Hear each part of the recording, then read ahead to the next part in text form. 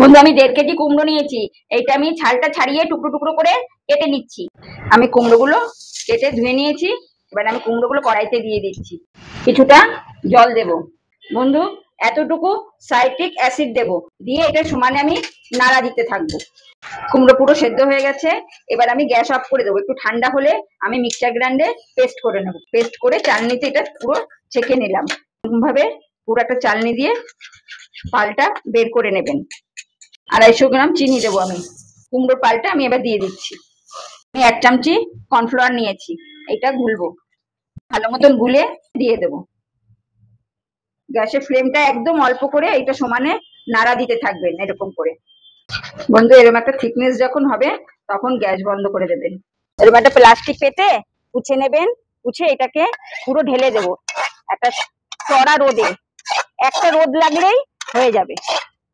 নিয়ে এটাকে আস্তে করে যতটা পাতলা পারেন ততটা পাতলা করে বিছিয়ে দেবেন। পুরো এরকম করে রোদে দিয়ে দেবেন। একটা রোদ লাগলেই হয়ে যাবে। একদম শুকিয়ে গেছে। এবার আমি এটা আস্তে আস্তে তুলে নিয়েছি। খানিকটা তুলেছি আর খানিকটা আমি তুলে নেব। এরকম টানবেন, টানতে টানতে দেখবেন আস্তে আস্তে ছেড়ে যাচ্ছে।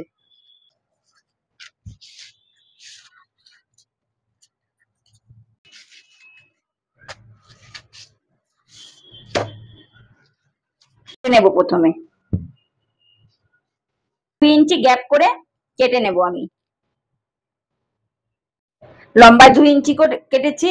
এবার আরো 2 ইঞ্চি করে কাটবো। বন্ধু, এরকম ভাবে কাটলে এরকম পার্ট বাই পার্ট হয়ে যাবে। এবার আমি এইগুলোকে প্যাকিং করব। যেরকম আমরা বাজারে কিনতে পারি সেরকম। আমরা সবাই জানি এগুলো আমসত্ত্ব, কিন্তু বন্ধু এগুলো আমসত্ত্ব না, ওগুলো কুমড়ো সত্ত্ব।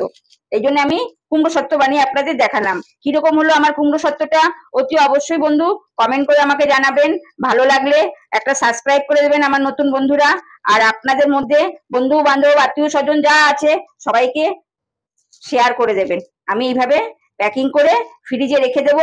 যখন খেতে ইচ্ছা করবে বের করে খাবো। আবার এইটা চাটনি হিসাবেও ব্যবহার করা যায়। একটুখানি কালো লবণ, 2-3টে কাঁচা লঙ্কা কেটে চাটনি করার 10 মিনিট আগে ভিজিয়ে রাখবেন। তারপরে মেখে চাটনি করে মেখে খাবেন। দেখবেন ডাল, চপ, আলু ভাজা এরকম। বন্ধু, কুমড়ো সত্ত্ব কিরকম হয়েছে অতি অবশ্যই আপনারা বানিয়ে খাবেন। খুব টেস্টি হয়, খুব টেস্টি।